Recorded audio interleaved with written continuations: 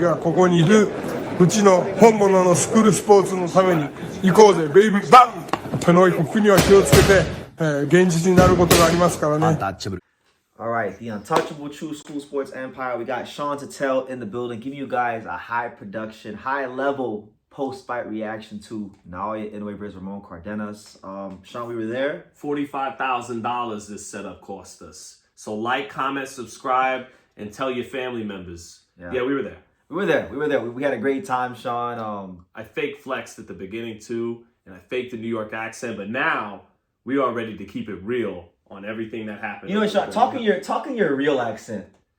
You know, Inoue versus Cardenas, it was a good fight. You know, it was a great fight. It was a great fight. He's your monster. He's your special fighter. But go ahead, brother. But yeah, so it was looked at by most to be a mismatch. There was actually higher odds. Cardenas was a higher underdog than William Skull was. That's crazy in retrospect. In retrospect, that's very, very crazy because of how that fight transpired. But Sean, when you were being there ringside, when you saw Cardenas drop Inoue in that second round, what went through your head?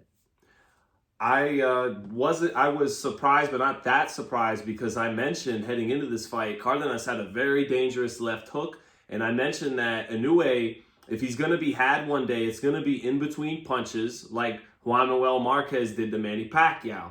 So when Cardenas landed that left hook, I actually wasn't as surprised as other people, because I knew he had timing, and I knew he had a left hook, and I knew there were some shades of Lamont Roach heading into the fight with Gervonta Davis. These are guys that have been fighting on that Pro Box platform.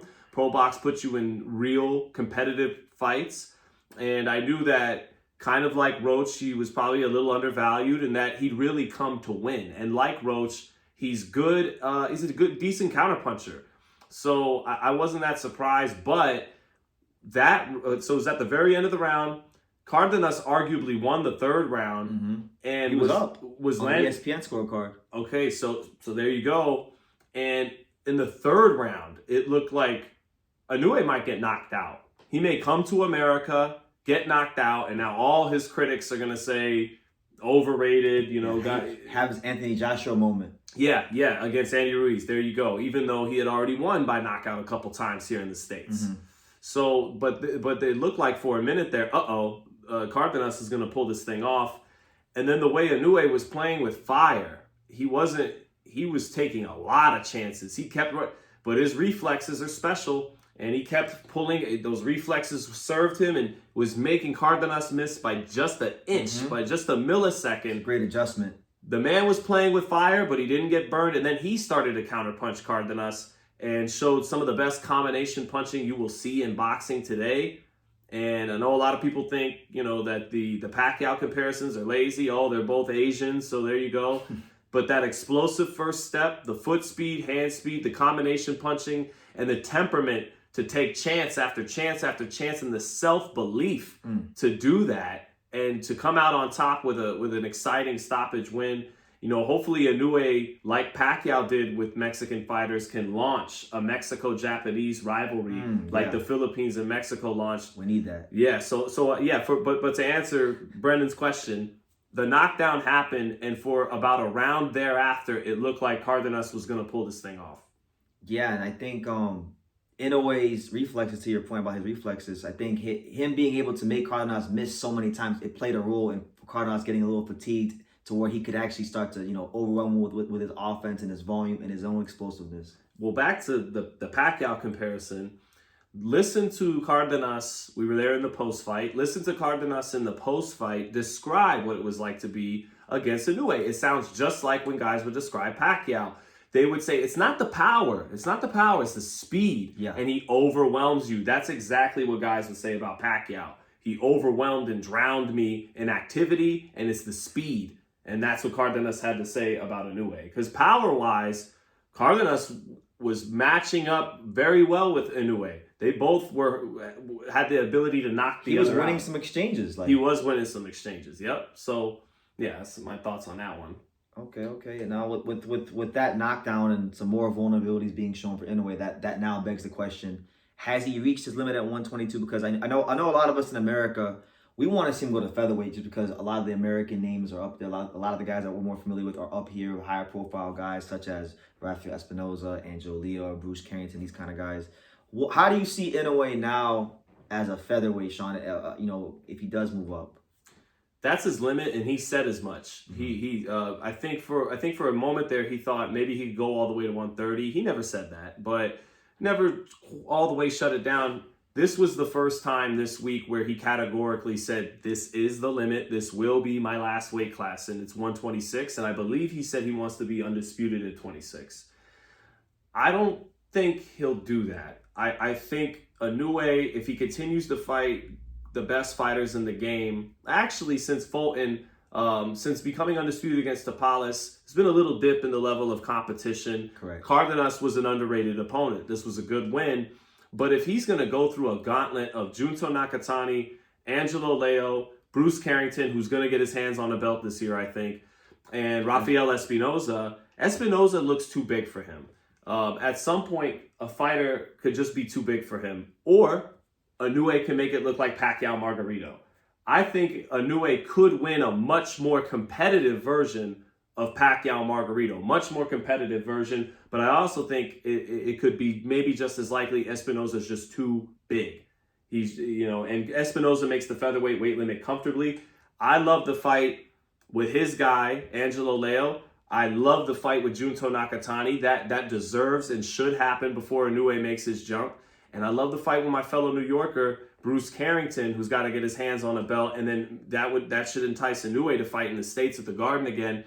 One of those guys will get him. And there's no shame in that. Inoue's already a first ballot Hall of Famer. He's such a special fighter. He's an icon at this point. A national hero. Reporters in Japan told us after the fight, Yuriko Murata, shout out to Yuriko, and Daisuke Segura, they told us he is now a national hero in Japan.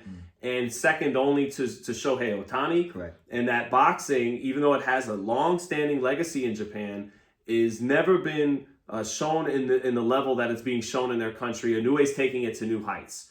But if he goes through the gauntlet of all those guys, one of them will get him. It could be Nakatani next May. He could get past Nakatani. And Leo, Carrington, or Espinoza will get him. If he goes through all of them, one of them will get him. That's just how the nature of the sport. If you're going to be fighting the top guys, I doubt he fights all four. But if his goal is to be undisputed at 26, if Inoue could go through that gauntlet and go to 26, and then go undisputed there. I mean, he's already an all-time great, but he would be all-time great. Unlocking a whole new pantheon for himself.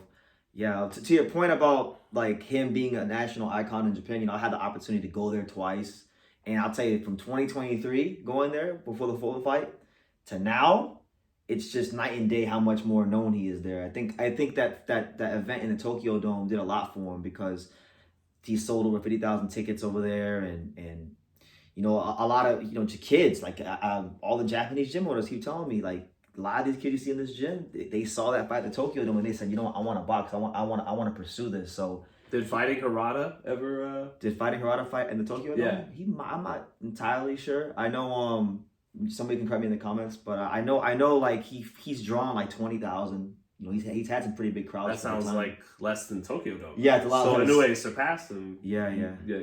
He might have, but I don't. Yeah, I can't say for 100. I don't remember right now, so someone can correct me. But yeah, he's in rarefied air. He's a mainstream sports star in Japan. He's not just a boxing star. So do you think Nakatani beats him? He keeps getting put down by left hands as of late. Yeah, I mean, I think this next fight, I was telling you last night, this next fight that Nakatani's going to have with Nishida is going to be great for him because I think, that's a fight that's going to go some rounds. Nishida is really, really tricky and crafty, and he punches harder than his knockout ratio would indicate. So I think it'll be a tough fight, and he still needs to focus on winning that fight.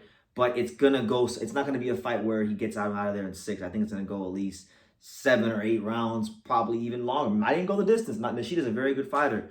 And that's what he needs. To get ready for the Inoue fight, he needs to be in a tough, competitive fight against someone like that. And I think if that plays itself out, if he goes, let's say, 9 rounds or 8 rounds, or if it goes the distance, I think I would actually favor him because he just needs that. He needs to be in a fight where he punches someone and they don't just fall down. Because everyone Junto's been touching recently has just been falling down. He's running through everybody. So you don't want to fall too much in love with your power. You still want to be as complete as possible going into the ring. For Inoue to get to that Nakatani fight, maybe he's not going to, because he is who he is. But maybe he should fight just a little more patient against Akhmadaliev, whose only real chance at winning this fight is mistakes. Just Inoue has the foot speed and the jab. The jab was money in round 1 against Cardenas, and he never fully gets away from it, but he's looking to throw combinations, get to the body, and get you out of there. But his jab is so good and his feet are so quick that against Akhmadaliev, it might not be a bad idea to have one of his only boring fights ever, at least early, until Akhmadaliev loses steam, because Akhmadaliev is a really good counterpuncher. Explosive. But he's not gonna try to take the lead that often against Inoue, and Inoue would be playing into his hands a little bit if he's impatient. And I think the key for Inoue to win that fight is going to be the left hook to the liver. You know, when you're a southpaw fighter, your liver's out in front, and Inoue is a great body puncher.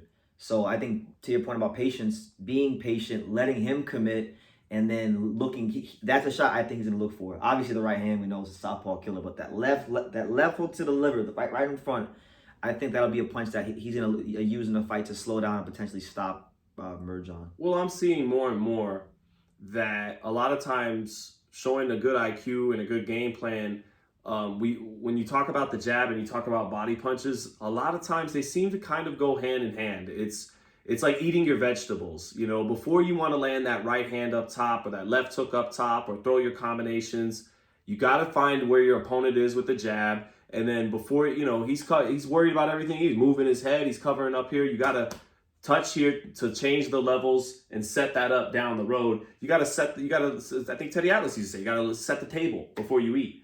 And that jab and that body work, a lot of the times, is what sets the table. So, yes. I think that fight, though, I think he's actually going to be less patient in that fight than he was in this one, because that's just who he is. But Murodjon ran his mouth a lot. He was talking about the Bushido code and you don't follow it and this, that, and the third. And so I think Inoue's going to remember that, and he's going to try to get him out of there. But that might play into Murodjon's hands. Try to take advantage of that. And, you know, I'm talking about all these fights I want to see Inoue in. I'd be kind of pissed off if Akhmadaliev plays spoiler.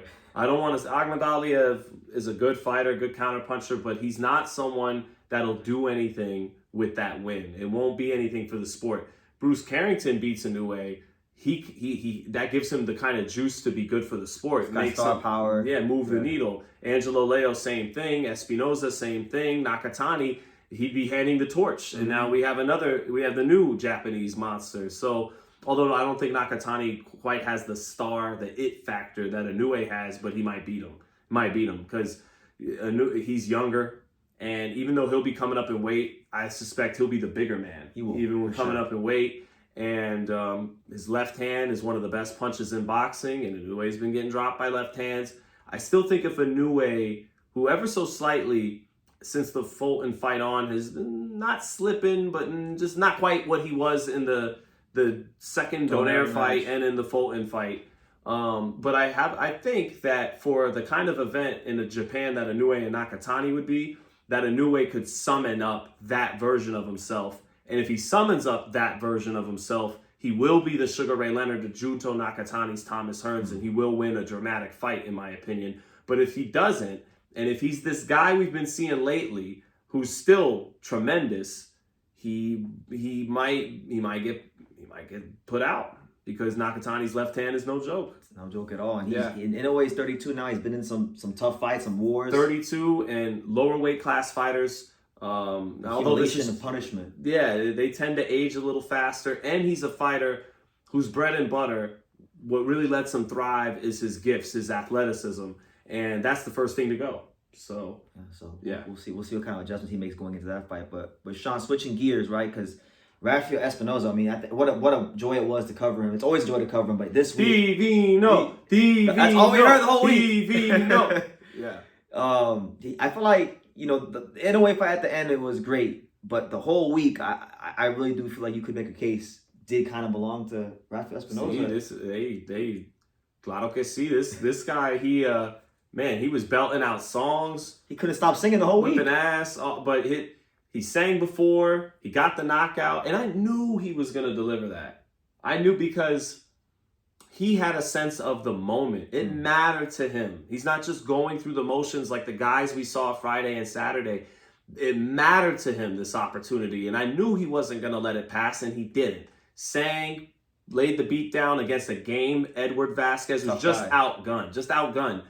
And landed some good shots. You know, Espinoza's forehead was purple after the fight. Eddie came to fight. Respect to him, but big time. Outgunned though. But outgunned, and most guys will be and he's getting better. He's already gotten better since he won the belt.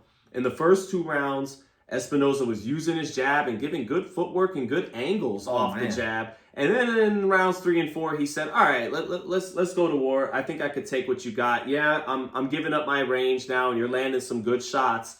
But I want to get you out of there. I came here to get a stop. I didn't come here to jab you all 12 and turn you." And so he winds up stopping him, and his combination punching was great. Jab was better. Defensively, he can be found.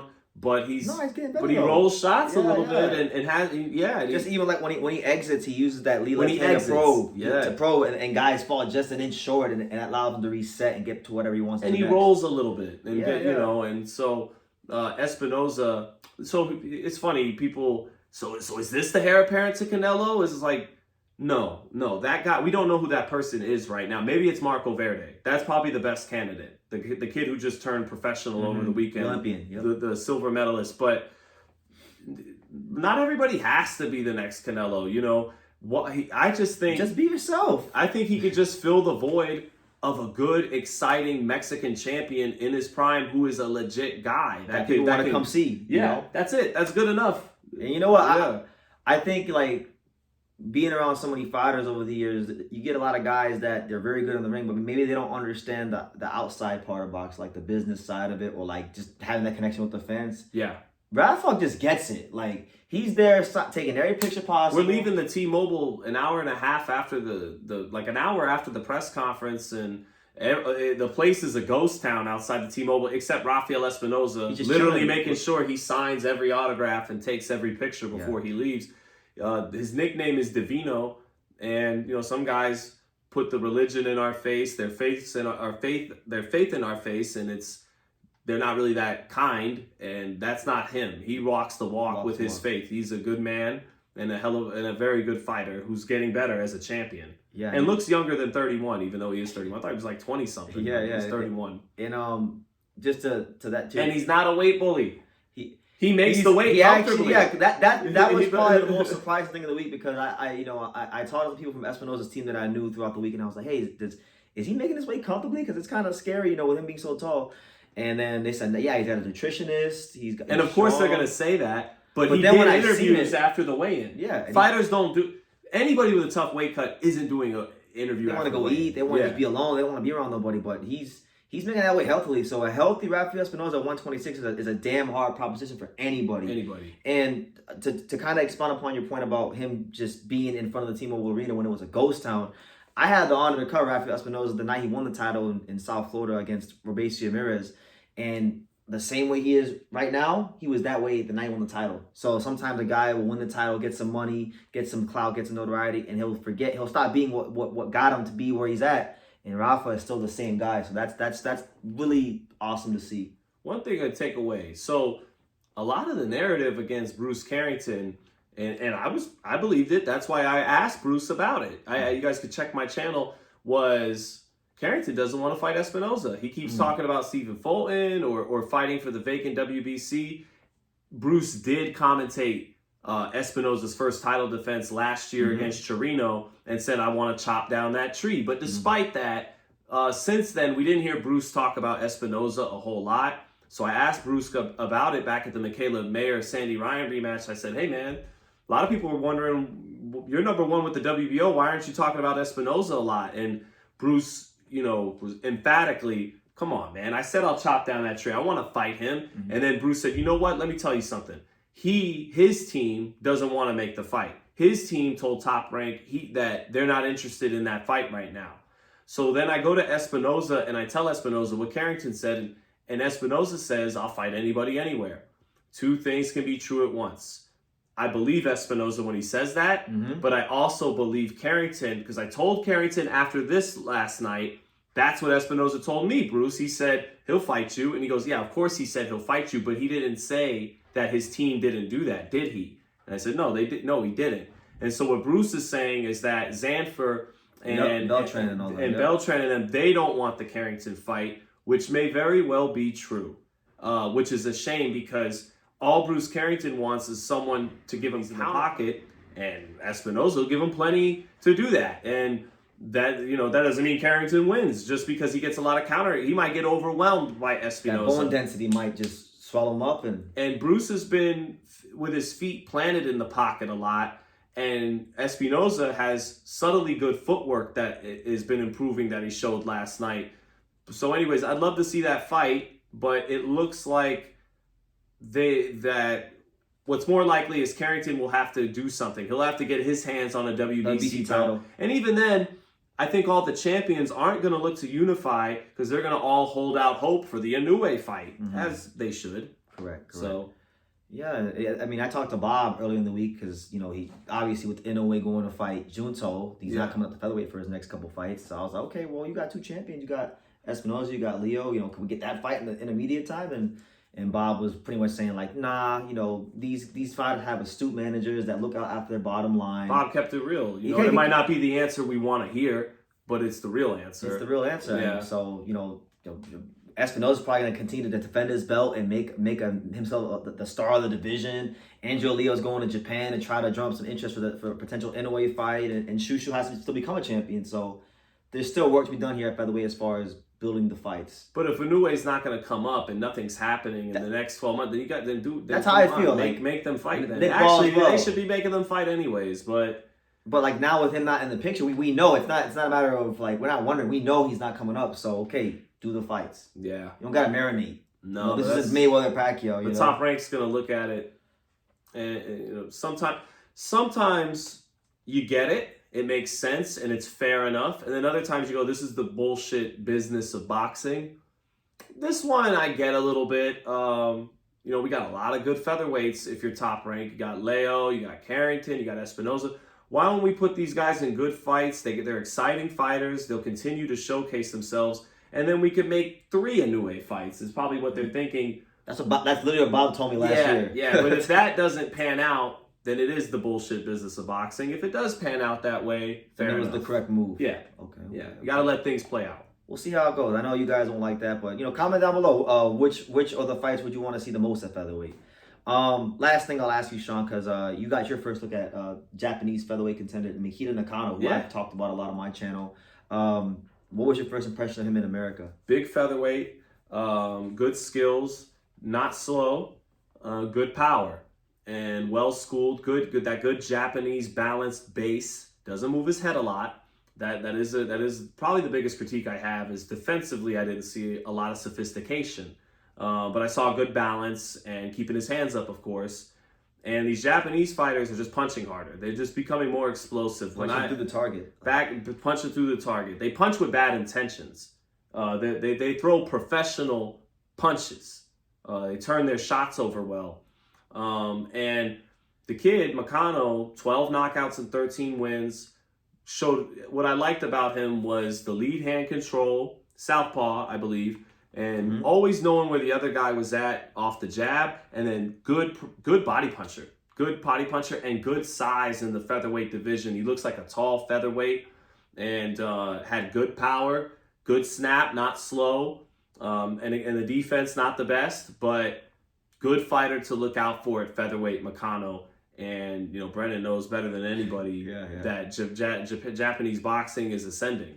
It's ascending very much. And that's why I got the Tokyo shirt on. I got the Shibuya shirt on. But you had just left the media room or like the press room last night before this happened. But Nakano and Angelo Leo did face off, and that's actually where he happens to be ranked the highest. Where's he ranked? He's number 8 in the IBF, and then he's 10 in the WBA. So they just want Angelo to fight all the Japanese contenders before he gets a shot at it. They want to run, they want to try to, I don't know, if I get the belt off of him. But, and scout him as much as possible. Yeah, because he's probably the most, to them, the most unknown, like, because he doesn't talk a lot. He hasn't been shoved down everybody's throat. And he's not from Mexico like Espinoza.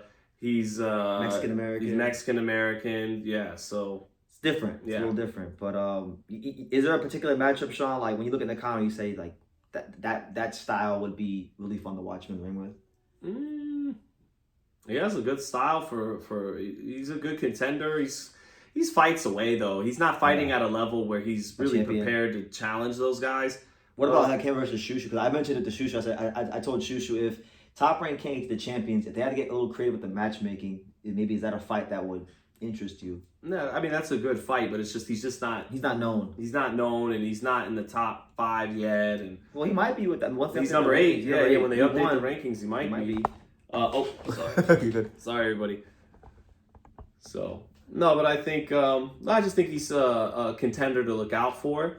And I won't be surprised if we see him fighting one of the champions in the next 18, 24 months. Or even shorter than that. If these guys got to have competitive matchups as they await the Monster Sweepstakes, and fighting a Japanese opponent only helps build up your brand to win the sweepstakes. So correct. I wouldn't be surprised if we see Nakano win a significant fight not too far away from now. But he still has some time to get there. Yeah, 13 fights in. And it would be nice to see him in the States again. I know Carrington's only got about the same. Yeah. But, But, in the States, he's known more. Yeah. So he's literally number 1 for 2 sanctioning bodies. So we'll see how it goes. But, like, featherweight division is definitely heating up and on and popping. A lot of exciting things. But, Sean, that's about it. But any final message you want to give to the boxing world before we end the video? I am a real American, fight for the rights of every man. I really like Naoya Inoue. And I do. I really do. All right. Peace. Thank you for watching another video on the untouchable True School Sports Empire. I'm in the fight capital of the world, Las Vegas, Nevada, and we got a monster in town. For more great boxing content from America to Japan and everywhere else in between, make sure you guys subscribe, stay tuned, and keep it locked.